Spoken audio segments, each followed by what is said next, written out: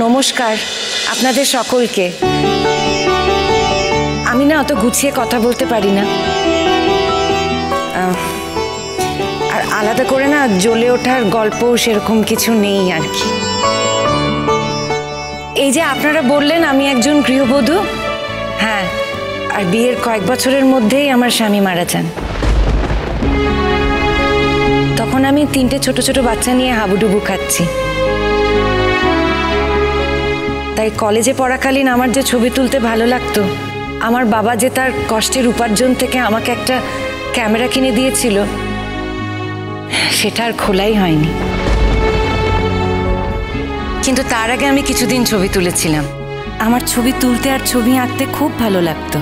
কিন্তু ওই তারপর যা হয়, সকলের যা হয় আমারও তাই হয়েছে। এই সমস্ত কথা আর আমার মনেই ছিল না সংসার করতে করতে। কিন্তু তারপর আমার জীবনে একজন মানুষ আসেন। লোকের জীবনে দিশা দেখানোই তার কাজ, বা বলতে পারেন তার জীবনের ব্রত। আজকের দিনটা আমি তাকেই উৎসর্গ করছি। তিনি আজ কোনো কারণে আসতে পারেননি।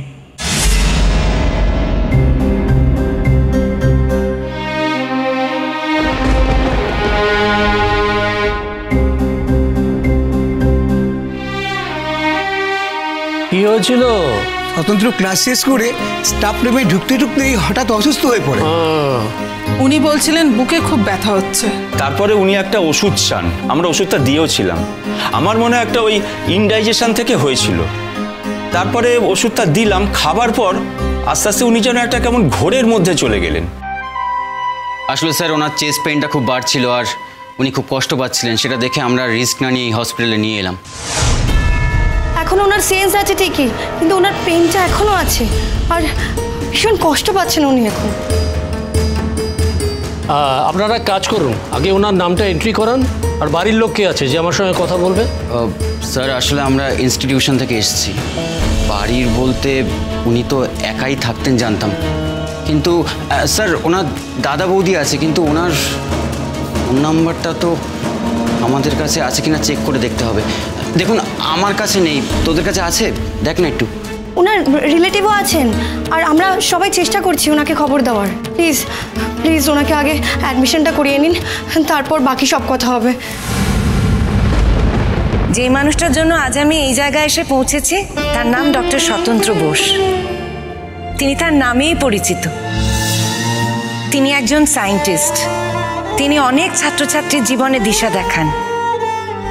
তিনি আমাকেও জীবনে দিশা দেখিয়েছেন। সে আমার জীবনের একজন বিশেষ অতিথি। সেই মানুষটা না থাকলে আমার জীবনের অনেক কিছুই অপূর্ণ থেকে যেত। তিনি আমার ছবি তোলার শখ আছে জেনে আমাকে খুব দামি একটা ক্যামেরা উপহার করেন। আমি তো সেই ক্যামেরা চালাতেই পারতাম না। তারপর আমি সেই ক্যামেরা চালানো শিখি। আমরা পুরী বেড়াতে যাই, পুরীতে গিয়ে কয়েকটা ছবি তুলি। তাতে তিনি খুব উৎসাহ দেখান। আর তারপরেই আসে আমার ছেলের বিয়ে। আমার ছেলের বিয়েকে উপলক্ষ করে, ফেস্টিভ্যালকে থিম করে আমি আবার কয়েকটা ছবি তুলি। ওই বাঙালি বাড়ির উৎসবকে কেন্দ্র করে আর কি। আমি কিন্তু ছবিগুলো ডেভেলপ করিনি, উনিই ছবিগুলো ডেভেলপ করে পাঠান এবং ওনার কাছেই মেল আসে। তিনিই সব আমাকে জানান যে আমার ছবি নির্বাচিত হয়েছে আর আমি সম্মানিত হচ্ছি। আমরা খুব ওয়ারিড। ওনার অনেকটা সময় চলে গেছে। হার্ট অ্যাটাকের সিমটমসও রয়েছে, কিছু একটা ড্যামেজ হলেও হতে পারে। আমরা ওনাকে ভর্তি করিয়ে নিচ্ছি, তারপরে চেক আপ করব। এর মধ্যে আপনারা যা যা ডকুমেন্টস আছে সেগুলো জমা করে দিন। ইমিডিয়েটলি আপনার বাড়ির লোককে খবর দিন। আমরা এখন দেখব যদি অপারেশন করার দরকার হয় বা স্ট্রেন বসানোর দরকার হয়, তাহলে বাড়ির লোকের কিন্তু ফর্মে সই করতে হবে। তো বাড়ির লোক না এলে পরে সেই প্রসেসিংটা আমরা করতে পারবো না। এটা ফর্মালিটিস। ঠিক আছে? ওকে স্যার, আমরা দেখছি। হ্যাঁ, এক্ষুনি ভর্তির ব্যবস্থা করব। অনির্বাণ, আমরা অ্যাডমিশন করে দিচ্ছি। Please please please. Sir sir আপনি খুব তাড়াতাড়ি সুস্থ হয়ে যাবেন স্যার।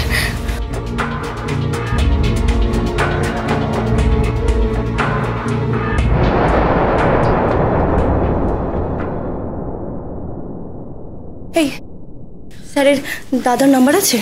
স্যারের দাদার নাম্বার তো আমার কাছে নেই, কিন্তু উনি যে বাড়িতে থাকতেন মানে ওনার রিলেটিভের বাড়ি, সেই বাড়ির একজনের নাম আর ফোন নাম্বার আমাদের কাছে দিয়েছিলেন। কি যেন নাম, হ্যাঁ কমলিনী মুখার্জি। ওনার নাম আর ফোন নাম্বার মনে হয় মৃণাল স্যারের কাছে আছে। তুই দাঁড়া, আমি দেখছি। স্যার স্যার কাইন্ডলি একবার এখানে আসুন না। বলছি স্যার, কমলিনী মুখার্জির ফোন নাম্বারটা আপনাদের কাছে আছে? কে কমলিনী মুখার্জি? স্যার আমাদের স্বতন্ত্র স্যার যে বাড়িতে থাকতেন। না না, আমার কাছে তো নেই, এখানে নেই। আমার মনে হয় অফিসের ডকুমেন্টসের মধ্যে থাকতে পারে, তুমি একবার ফোন করে নিও তো। না না, যেই নাম্বার থেকে ফোন এসেছিল সেটা তো কমলিনী ম্যামের নাম্বার, আর বৌঠার নামটা লিখে উঠেছিল। আমি না এখানে একবার খুঁজে দেখছি, স্যারের দাদার নাম্বার এখানে পাওয়া যেতে পারে। অ্যাকচুয়ালি স্যারের ফোনটা আমার কাছেই আছে। দে ফোনটা আমাকে দে।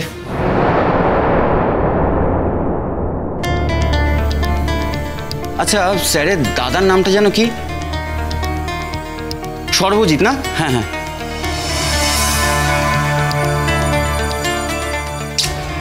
কেউ তো ফোন ধরছে না। আচ্ছা ঠিক আছে, আগে দেখা যাক না ডক্টর টেস্ট করে কি রিপোর্ট দেয়। আমরা বরঞ্চ ততক্ষণ একটুখানি ধৈর্য ধরে অপেক্ষা করি। আর আমরা তো স্বতন্ত্র স্যারের ফোন নাম্বার থেকেই ফোন করেছি, নিশ্চয়ই ওনারা ঘুরিয়ে ফোন করবেন। সুতরাং আমাদের এখন ওয়েট করা ছাড়া আর কোনো উপায় নেই। এই তো আমার গল্প। অনেক মধ্যবিত্ত বাড়িতে অনেক গৃহবধূর যা হয়, আমারও তাই হয়েছে। অনেকের জীবনে হয়তো এমন কেউ থাকেন না যিনি আলোটা জ্বালাতে পারেন, কিন্তু আমার জীবনে ছিলেন, আর সেজন্যই আমি আমার জীবনে আলোটা জ্বালাতে পেরেছি। ভবিষ্যৎ পরিকল্পনা না, তেমন কোনো পরিকল্পনা আমার নেই। আসলে আমি আমার নিজের জীবন নিয়ে না কোনোদিন কিছু পরিকল্পনাই করিনি। অন্যদের পরিকল্পনা নিয়েই আমার জীবন এগিয়েছে। এখন নতুন করে আমার জীবনের এই অভ্যেস আমি কি করে বদলাবো তা আমি জানি না। তবে হ্যাঁ, যদি বদলাই তাহলে নিশ্চয়ই আপনারা জানতে পারবেন। এখন অবধি আমার ভবিষ্যৎ জীবন নিয়ে, মানে আমার এই ছবি তোলার জীবন নিয়ে কোনো প্ল্যান নেই। যিনি আলো জ্বালিয়েছেন, প্ল্যান করার দায়িত্ব তারই হাতে। যদি তিনি মনে করেন তাহলে ছবি তুলব।